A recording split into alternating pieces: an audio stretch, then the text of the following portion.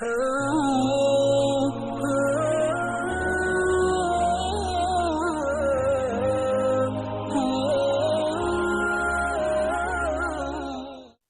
اللہ الرحمن الرحیم الحمد للہ رب العالمین اللہم صلی علی محمد وعلی آلہ واصحابہ اجمعین۔ محترم سامعین اعظام، میں سلسلہ سیرت النبی کی تیسری قسط لے کر کے آپ حضرات کے سامنے حاضر آیا ہوں۔ دوسری قسط میں رسول اللہ صلی اللہ علیہ وسلم کی ولادت مبارکہ کے حوالے سے گفتگو ہوئی تھی۔ ولادت مبارکہ کے بعد 7ویں روز میں رسول اللہ صلی اللہ علیہ وسلم کے دادا محترم عبد المطلب نے آپ کا عقیقہ کیا اور اس تقریب میں تمام قریش کے لوگوں کو دعوت دی اور کھانا کھلایا۔ تو قریش کے لوگوں نے پوچھا کہ آپ نے اپنے پوتے کا نام کیا رکھا ہے؟ تو انہوں نے جواب دیا کہ میں نے اپنے پوتے کا نام محمد رکھا ہے۔ اس نام کو سن کر کے تمام قریش، تمام لوگ تعجب کرنے لگے، چونکہ ایسا نام اس سے پہلے کبھی انہوں نے سنا نہیں، عرب میں رکھا نہیں گیا اتنا عمدہ نام۔ عبد المطلب نے کہا کہ میں نے یہ نام رکھا ہے محمد اس لیے کہ اس کی ساری کائنات میں تعریف کی جائے گی۔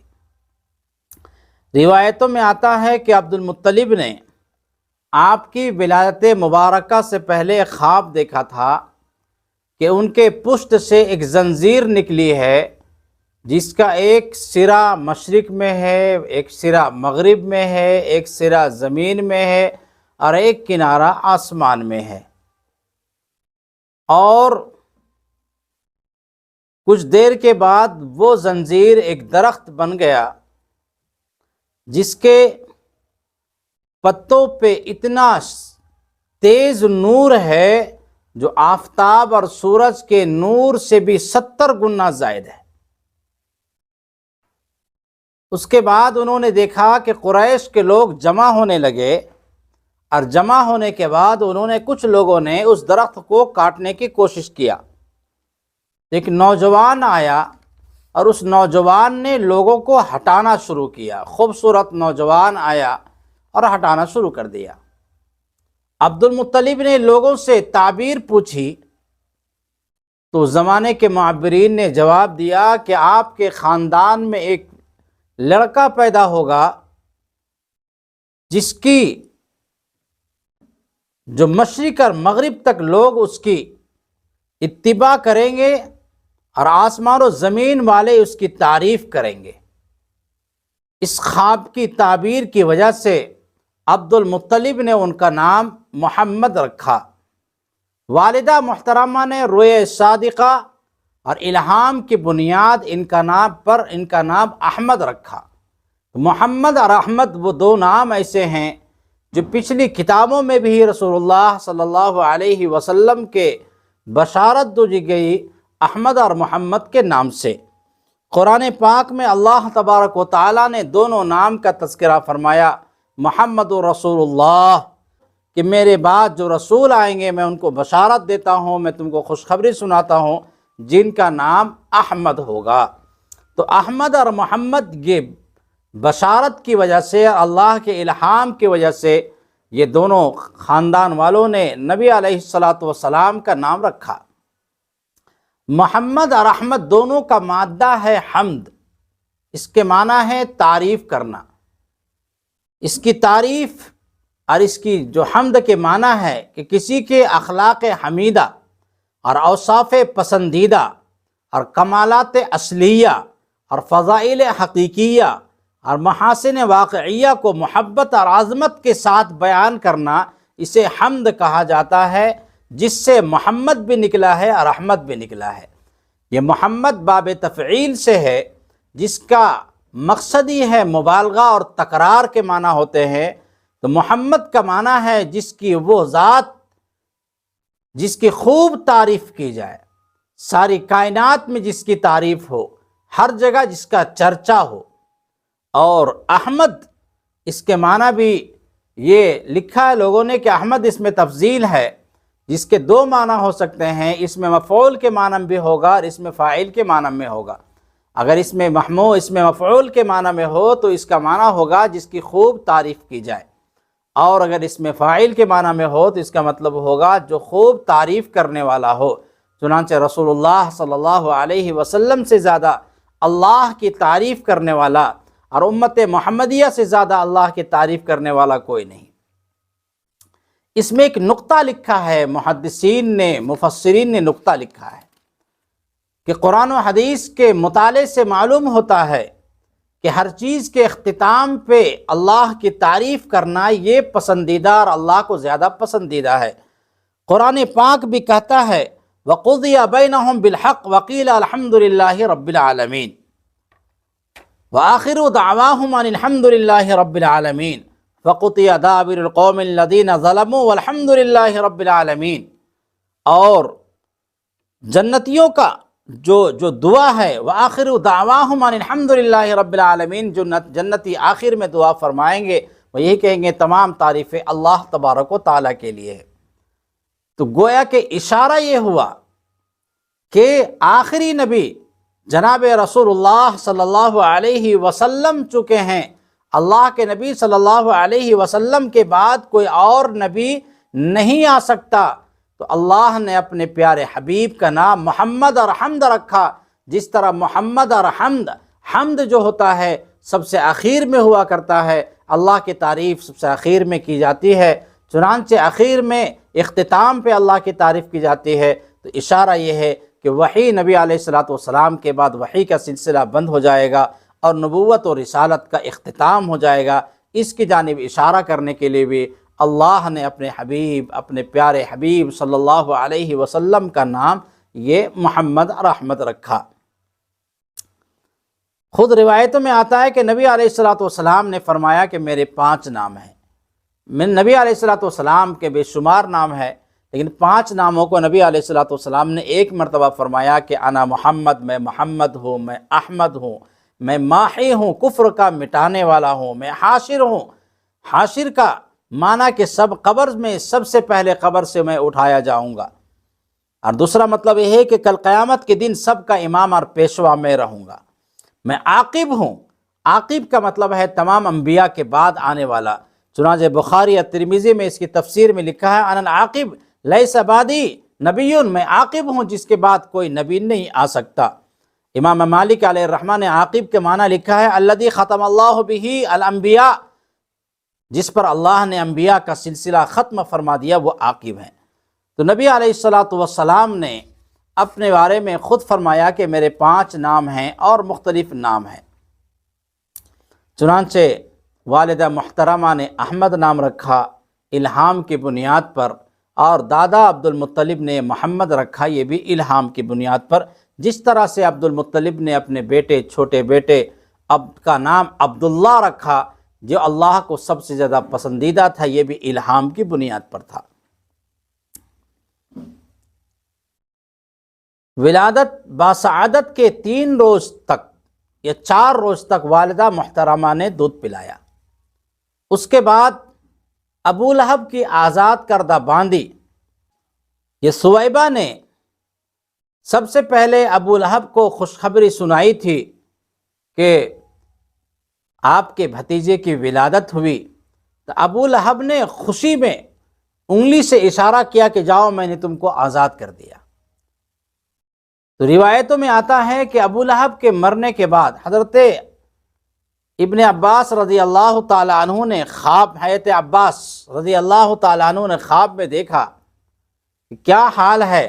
اس نے کہا کہ بہت برا حال ہے، لیکن صرف ہر 2 شنبہ کو میرے عذاب میں تخفیف کر دی جاتی ہے، ہر پیر کے دن میں میرے عذاب میں تخفیف کر دی جاتی ہے کہ میں نے نبی علیہ السلام کی ولادت مبارکہ کو سن کر کے اپنے باندی کو آزاد کر دیا تھا۔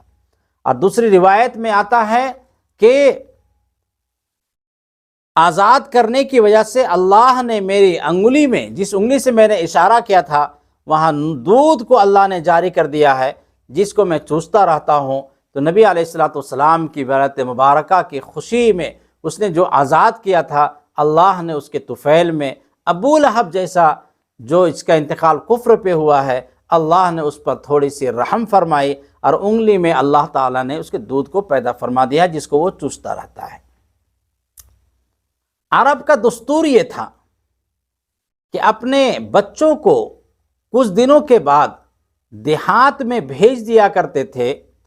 ارے عرب کے شرفا کا یہی دستور تھا، اس تاکہ اب بچے کی زبان فصیح ہو جائے، صحت ٹھیک ٹھاک رہے۔ دیہات کی فضا اچھی رہتی ہے شہر کے مقابلے میں۔ چنانچہ عرب کے دیہات کے جو قبائل کی عورتیں ہوتی ہیں وہ سال میں 2 مرتبہ شہروں کا وہ چکر لگایا کرتی تھی بچوں کو لینے کے لیے۔ چنانچہ نبی علیہ الصلوۃ والسلام کی ولادت مبارکہ موقع پر بھی بنی سعد کی عورتیں مکہ مکرمہ میں آئی۔ عورتوں نے آنے کے بعد بچوں کو لیا۔ نبی علیہ الصلوۃ والسلام کو جس عورت کے سامنے پیش کیا گیا کہ لے لو، جب اس نے سنا کہ اس کا باپ بھی نہیں ہے، یتیم ہے، تو لوگوں نے یتیمی کی بنیاد پر نہیں لینے سے انکار کر دیا کہ اس کا دادا ہماری کہاں تک کفالت کرے گا، ہمیں پیسہ کہاں سے ملے گا۔ چنانچہ لوگوں نے لینے سے انکار کر دیا۔ لیکن حضرت حلیمہ سعدیہ رضی اللہ تعالیٰ عنہ بھی آئی ہوئی تھی، انہوں نے نبی علیہ الصلوۃ والسلام کو لیا۔ چنانچہ ان کی قسمت میں یہ نور تھا، یہ ان کی قسمت جاگی ہوئی تھی۔ چنانچہ نبی علیہ الصلوۃ والسلام کو انہوں نے لیا۔ ادھر آپ حضرت حلیمہ سعدیہ رضی اللہ تعالیٰ عنہ کے علاقے میں قحط سالی پڑی ہوئی تھی، بچے دودھ سے پریشان تھے، ماں کو دودھ نہیں ہو رہا تھا، بچے رات پر روتے تھے، اونٹنی دودھ دینے سے قاصر تھی، بکریاں دودھ نہیں دیتی تھی، لوگ پریشان تھے۔ حضرت حلیمہ سعدیہ اپنے شوہر کے ساتھ وہ آئی ہوئی تھی، جس گدھی پہ وہ سوار ہو کر آئی تھی وہ انتہائی لاغر اور کمزور تھی۔ باقی دیگر عورتیں جو بھی تھی بڑے چاق و چوبند سواری کے ساتھ آئی تھی۔ چنانچہ جب واپس ہونے لگی، حضرت حلیمہ سعدیہ رضی اللہ تعالیٰ عنہ نے جو ہی اپنے گود میں لیا، چنانچہ اللہ تبارک و تعالیٰ نے اسی وقت میں دودھ سے پورا پر کر دیا، اور حلیمہ سعدیہ کا بیٹا بھی سیراب ہو کر کے دودھ کو پیا۔ نبی علیہ الصلوۃ والسلام کی برکت سے جب سوار ہوئی تو وہ گدھی جو چابک مارنے سے چلتی نہیں تھی، اتنی تیز وہ چلنے لگی کہ تمام قبائل کی عورتیں جو بھی اس سے آگے وہ جانور نکل گیا۔ لوگوں نے پوچھنا شروع کیا کہ حلیمہ یہ وہی جانور ہے، وہی سواری؟ کہاں ہاں وہی سواری ہے۔ اس یتیم کی برکت سے اللہ تعالیٰ نے ابھی سے ہمارے گھر میں برکت کے دروازوں کو کھول دیا ہے۔ چنانچہ حضرت حلیمہ سعدیہ رضی اللہ تعالیٰ عنہ اپنے پڑاؤ میں جب پہنچی، وہاں جب اونٹنی کا دودھ دونے لگی تو اس قدر دودھ آیا کہ دونوں سب مل کر کے سیراب ہو کر کے انہوں نے دودھ کو پیا۔ اپنے گھر میں لے کر گئی، جانے کے بعد نبی کے انوار و برکات کا مظاہرہ حضرت حلیمہ سعدیہ رضی اللہ تعالی عنہ نے دیکھنا شروع کیا۔ چنانچہ جب بکریاں چرنے جاتی تھی پہلے تو بالکل خشک تھن لے کر آتی تھی، لیکن جب نبی علیہ الصلوۃ والسلام تشریف لائے تو لانے کے بعد تمام لوگوں کی بکریاں میں دودھ نہیں ہے، گھاس نہیں ملتا ہے، وہیں یہ بکریاں چرا کرتی تھی۔ لیکن اللہ تبارک و تعالیٰ ان کے گھر میں اتنی برکتیں عطا فرمائی کہ روزانہ دودھ کی فراوانی ہونے لگی، جس سے ایک قطرہ دودھ نکلتا تھا، لیکن اللہ تبارک و تعالیٰ نے وہاں دودھ کی فراوانی کر دی۔ یہ نبی علیہ الصلوۃ والسلام کی برکت ہے۔ چنانچہ لوگوں نے اپنے چرواہوں سے کہنا شروع کر دیا تھا کہ تم وہیں جا کر جانور چراؤ جہاں حلیمہ سعدیہ کی بکریاں جانور چرا کرتی ہیں، تم بھی ان کی بکریاں چرا کرتی ہے، تم بھی وہاں جا کر کے چرایا کرو۔ چنانچہ لوگوں نے چرانا بھی شروع کیا۔ قحط کا زمانہ تھا لیکن حال وہی تھا، چونکہ یہاں معاملہ کچھ اور تھا، یہاں گھاس کا معاملہ نہیں تھا، جانوروں کا دخل نہیں تھا، بلکہ اللہ تبارک و تعالی اپنے حبیب کی برکت سے حضرت حلیمہ سعدیہ رضی اللہ تعالی عنہا کے گھروں میں برکت ہی برکت کا نزول فرما رہا تھا۔